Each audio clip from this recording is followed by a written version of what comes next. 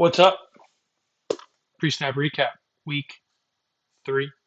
Thanks for joining us. Thanks for using PreSnap. We're up pretty good in the triple digits on the downloads there. Got some pro subscribers that definitely got their money's worth this week because the winning projections and the traffic projections were definitely much needed. Showing some respect here to the Cleveland Browns for knocking me out of one of my survivor pools. I had the Bucks as well, which I almost got knocked out.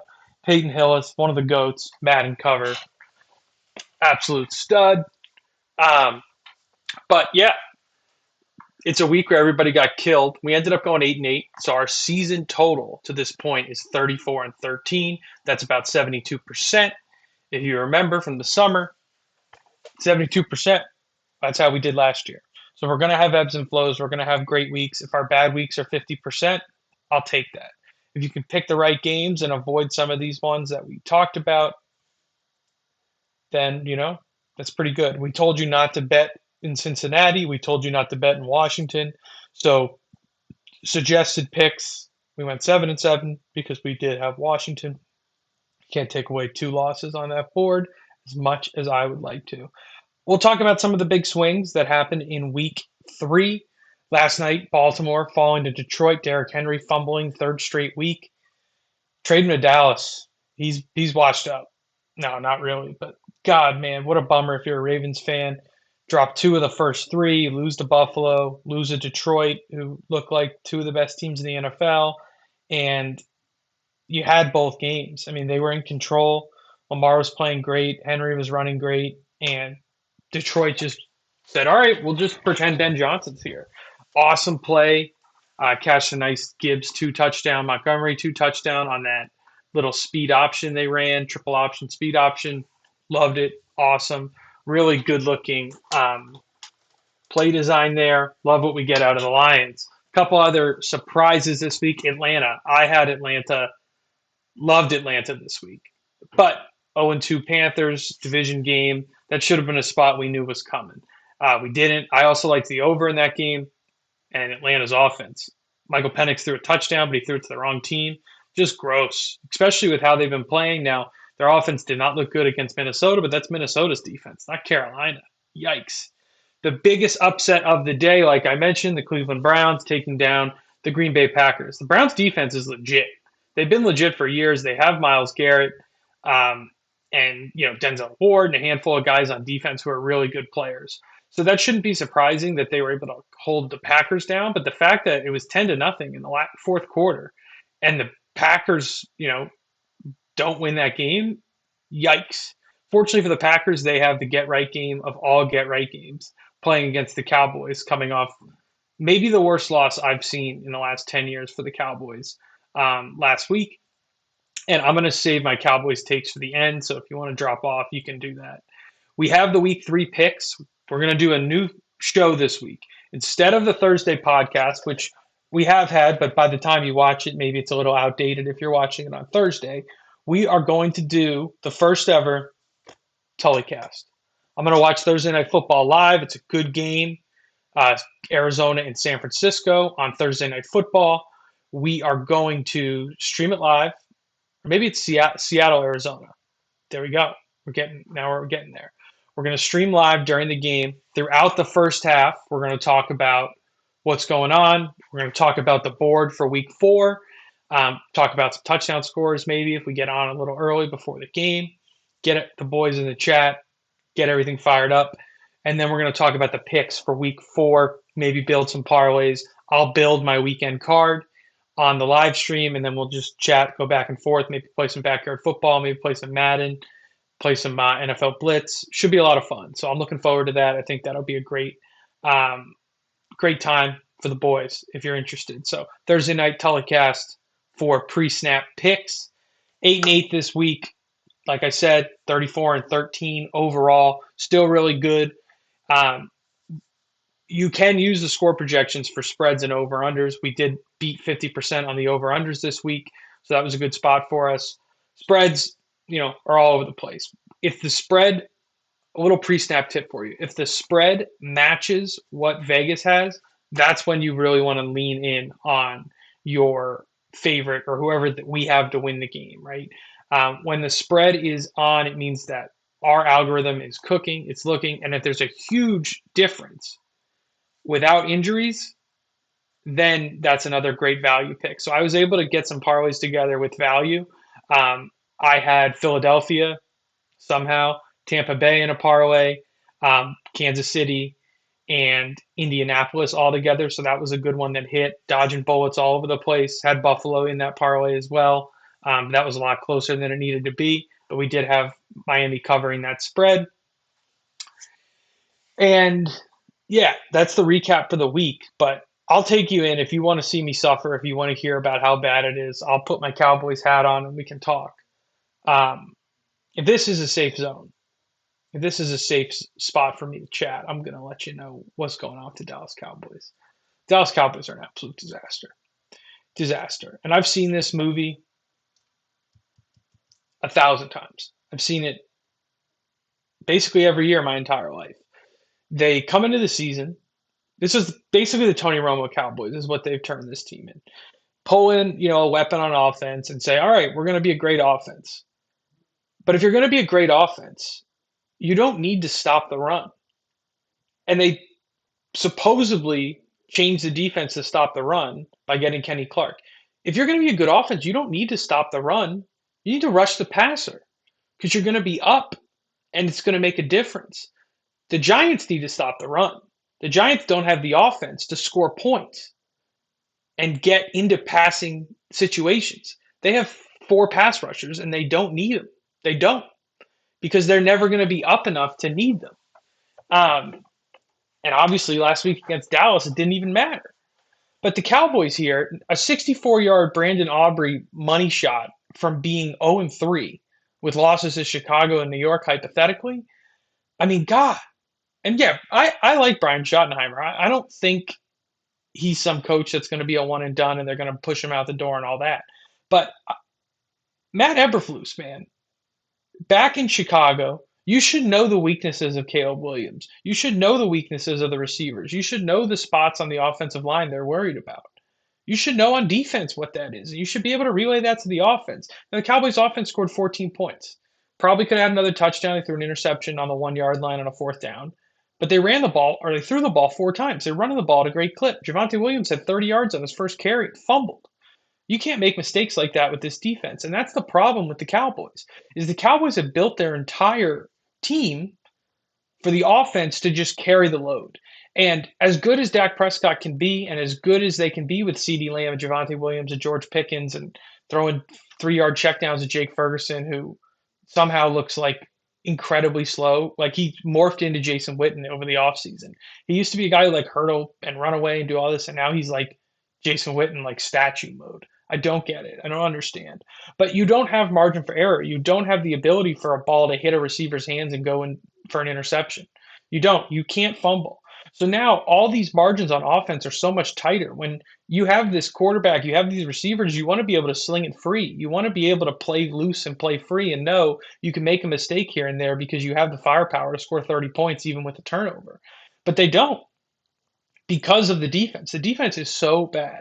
I said this in my blog today, but I think if I was playing linebacker and the rest of the pre-snap guys were playing linebacker, I don't think you would know we were on the field, because I don't think Ben Johnson would be able to contain himself and still not throw at the secondary.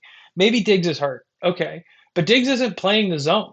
He's not. He's freelancing a little bit out there. Bland hopefully will come back for this Packers game. The safeties are so slow. I love Malik Hooker, man. I love him. Great player, had some awesome plays at Ohio State, pick sixes, everything like this, great range. He doesn't have that range anymore. And they're not even putting him at free safety. They're putting Donovan Wilson there, who's a thumper. Like, he's a leader guy, comes down and makes big hits and makes tackles. He's playing in the wrong position. And to say that Matt Eberflus gets a break because they traded Micah Parsons is absolute horseshit. It's horseshit.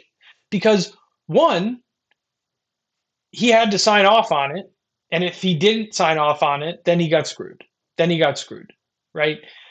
But he had to sign off on it. They said it was unanimous. And in the press conference where, the oil farmer from Arkansas said, we can scheme up pressure. They can't scheme up shit. They can't scheme up coverage. They can't scheme up pressure. They can't scheme up a field goal block, like, and that's special teams, but whatever. I bet they couldn't do that either.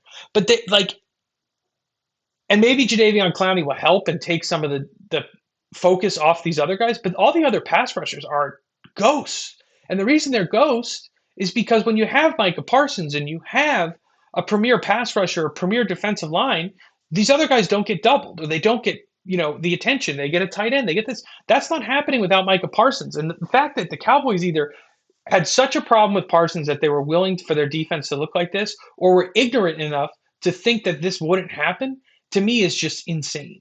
It's just insane. It's malpractice. It's disgusting, for lack of a better word. Um, for an offense that looked as bad as the Bears did in the first 2 weeks, and for a team that let up 52 points to beat you by 17, is despicable. It's embarrassing. It's gross. Um, and I'll lock in a pick right now. If you can get the Packers at 5.5 right now, where they're listed on DraftKings, I don't know how that doesn't cover. I don't. Because even if this game is close towards the end of the game, Micah Parsons is going to strip sack or hurt or do something to Dak Prescott that's going to effectively end the game. The Cowboys are going to be exposed for not being able to really stop the run when teams have to run. Josh Jacobs is going to run, and then they're going to just hammer with play action. They will do a flea flicker. They will run some reverses. But you don't have to try complex shit to beat this Cowboys defense, right? You don't have to, like apple pie, you throw a scoop of cold vanilla ice cream, and that's all you need. Like, it's that easy. And their defense is so bad right now. And yeah, you know what? I'm a Cowboys fan. I'm a diehard. I'm 29 years old. I haven't seen shit. I haven't seen shit from the Dallas Cowboys my entire life. The only Super Bowls I've seen were the tapes that I watched growing up. I didn't watch Barney. I watched the Cowboys Super Bowl tapes. That's how indoctrinated I've become. I haven't seen anything from the Cowboys that would lead me to believe they can get on the saddle and go on a run here. I've seen it from Dak Prescott. I've seen him carry the team, but you can't carry the team without a defense. Like, this is the Cowboys have turned themselves into the Bengals of last year. We're sure they're going to score a lot of points. They're going to win a couple games maybe they shouldn't, and they're going to lose a lot of games that they shouldn't. But with their schedule right now, if you don't have CeeDee Lamb for 4 weeks, if you don't have Tyler Booker for 4 weeks, if you still aren't going to have Cooper Beebe for 4 weeks, it's going to be harder for your offense to carry you. And then you have to go and play at Green Bay and home with Micah Parsons against Tyler Guyton or Terrence Steele. Take your pick. And then Gary on the other side. If you want to pick, take Gary to get a stack and a half in this game, because they're going to be so focused on not letting Micah Parsons dominate the game that Rashawn Gary is going to be alone with Terrence Steele. And that's a scary place. Scary place. Um, and they're going to just bracket Pickens, and it's going to be Tolbert and Flanoy and maybe Trayshawn Holden. Would love if Trayshawn Holden got called up in this game. Maybe Jaden Blue can actually get a jersey. Miles Sanders does absolutely nothing for me. Cool, you have touchdowns inside the 10, that's fine. But you don't play special teams. And because you don't play special teams, they have to dress another special teams guy. And like the kick returning, the NFL kick returning, oddly enough, has kind of affected Kevontae Turpin and the Cowboys a lot, because the Cowboys have one kick returner. It's Kevontae Turpin. And the teams are just kicking it to the side. He has to run 20 yards in one direction. By the time he gets the ball, the guys are moving. They need another guy that at least teams are somewhat nervous about kicking to. Or have the other guy stand on the right side, and if he gets it, make it Joe Milton and have Joe Milton throw the ball across to Kevontae Turpin. Like, seriously. Have Joe Milton get it, take 3 steps and throw it, or find a receiver that you have on your practice squad or in your roster that was a quarterback in high school. There's got to be a couple of them. And yeah, they'll get Jonathan Mingo back after the Packers game, but what is Jonathan Mingo? We don't know. All he is right now is a running back they didn't draft, or a defensive tackle, or a linebacker they didn't draft. That's what Jonathan Mingo is. He's been hurt. Maybe he can be more of that player. But man, I just don't. I don't see the light at the end of the tunnel for this Cowboys team this season. And maybe they're packing it in and they're going to go and say, all right, well, we'll pick in the top 10. We'll get a player. Maybe you can get a guy as good as Micah Parsons and restart the clock and then not pay him and trade him in 5 years. But the Packers are going to beat you this week. They're going to be 3-1. And their floor for their draft pick is probably like 19. If Jordan Love gets hurt, they miss the playoffs by a game or two, and it's 19 or 18. When the Cowboys get these injuries and they stack up, there's an elephant in the room that I'm not even going to say that you have to have on your mind if you're a Cowboys fan. because it's happened in all of these seasons where one guy gets hurt, another guy gets hurt, and then the last domino to drop is the one guy that you need to be in there. And when you leave everything on that one guy, your leverage in that situation, right? It's a 10 leg parlay, and the one anchor pick is that Dak Prescott's playing. If Dak Prescott isn't playing, this is a disaster. It's a disaster with him playing, and he's playing well. He even played well this week. They just didn't throw the ball downfield. And Brian Schottenheimer said in his press conference yesterday, "Oh, they kept the lid on us." Where? How do you find that lid? Can you throw that lid on your defense, dude? Like, what the hell? And you got embarrassed by Russell Wilson, who then, laid an egg at home on Sunday Night Football. Couldn't get Malik Neighbors the ball. Best receiver they have. Maybe the best receiver in the NFC East. Couldn't get him the ball. They just ran the Saquon offense with Scatterboo. That could have been Jonathan Mingo, 4th-round pick right there. He looks awesome. I wish he was on my team. He looks like this guy. They should call him Sprawlstott. He's like little Darren Sproles, little Allstott. Sprawlstottaboo. Coin that. Copyright. PreSnap picks. Sprawlstottaboo. Might make a t-shirt. Might have to make a t-shirt. But yeah, like I said, Cowboys suck. My over 7.5 wins bet looks dangerous right now. NFC East looks really bad right now. My Bengals, last team unbeaten, loved that pick at the time. Joe Burrow goes down, that's dead. 49ers are 3-0. They've had everybody injured. They figure it out. How hard is that? I shared a tweet in the newsletter, and if you don't read Tully Tuesday, I recommend you do this week. Have a good Cowboys rant, but also included some information about the Dallas Cowboys drafting history, which I'm going to go ahead and share here because you're just not even going to be able to believe this mess here that I got going on. This has been my biggest battle. This is like Matt Eberflus trying to get a defense going. All right, look at this tweet here from a guy I really like, Brandon Laurie. The Cowboys have drafted 20 players on defense in the first round since 2018. Here are the guys. My question for you is, how many of these guys can you name? Right? You're a casual, I would say probably if you're not me, you're a casual watcher of the Dallas Cowboys, right? Oh, LinkedIn. Sorry, Parker. If you need a job though, Parker is he's hiring. I just saw. So look at this tweet here from Brandon Laurie. How many of these guys can you name as a casual fan? I can name all of them, obviously, because I've been complaining about all of them for a long time. Leighton Vander Esch, you probably can name. Dorrance Armstrong, unless you're like a Commanders fan, you can't name. Tristan Hill, you can't name. Trayvon Diggs, you know. His brother played in the NFL. Had a great season. Neville Gallimore, you don't know. Reggie Robinson, you don't know. Mike Parsons, you know. And you're going to know Sunday night. Kelvin Joseph, you don't know. Osa Digizua, you might know. He signed a big contract this year. He's a pretty good player. Chauncey Golston, you don't know. And you really don't know if Micah Parsons is not there. Nashawn Wright, you should have known because the Cowboys should have lit him up for 300 yards on Saturday and didn't. He was starting at cornerback for the Bears. Never started a game for the Cowboys. Jabril Cox, neck injury when they drafted him. Never really played in the regular season. Was cut, went to Washington. Sam Williams is on the team now. Do you know him? No, because the Cowboys didn't hit Caleb Williams the entire game. Do you believe that? They didn't hit him. He was one of the most sacked quarterbacks last year. He didn't get hit. They had 4 pass rushers with a 0% pass rush win rate against the tackle on the left side who's let up multiple sacks in every game, and he was the 3rd tackle this year to not allow a pressure in a game. That's unbelievable. And then at the bottom of the list there, Overshown is the only guy you're going to know in the show more. I can't get it to expand. But I just wanted to give you like a picture there of, okay, great. Jerry Jones, you have these draft picks. That's awesome, man. How are you going to fix a defense with that track record? How? That's rounds 1 through 4. So unless you're taking all 4 of those first rounders and somehow getting them inside 15 or 20 and taking guys from Ohio State and Penn State and Georgia and Alabama and nowhere else. Not Michigan.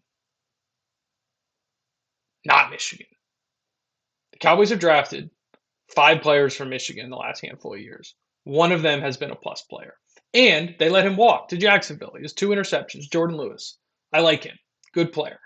Gets around the ball, is a dog, is a leader. And they thought they were going to resign Michael Parsons, so they didn't resign him. Didn't have enough pie. Didn't have enough pie for the Cowboys, as Jerry Jones would say. Could use him. Could use a nickel corner right now. Could use a really good nickel corner who has a little bit of edge and wouldn't just get stomped on by freaking Caleb Williams and the Bears. And I like the Bears. I like Caleb Williams. One of my really good friends is a Bears fan. I root for them when they're not playing the Cowboys. I want them to do well. And I like Eberflus. I met him at the Ohio State Pro Day. He was great to me. We had a great conversation.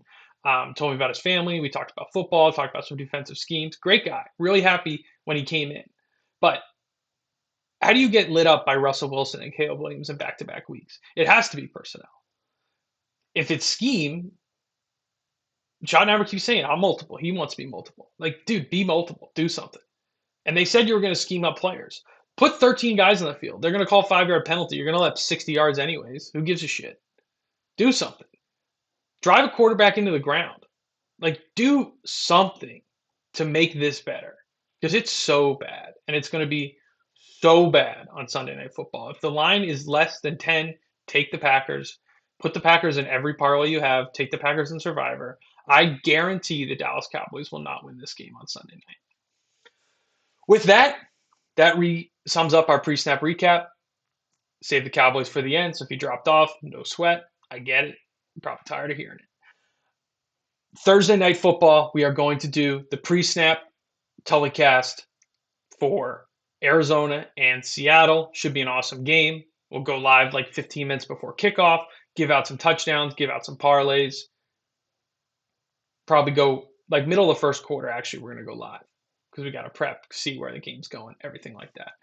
I appreciate you joining us. I appreciate you taking the time. I appreciate you downloading PreSnap and sharing it with your friends. Hopefully you've won some cash with us or won some, are in good standing in your pools. If you have any questions about the app, reach out to us at PreSnap app. If you want to share with your friends, here's the QR code. Take a screenshot, send it to your group chats. We would appreciate it greatly. Have a great rest of your week. Have a great Tuesday. Read Tully Tuesdays if you're not subscribed.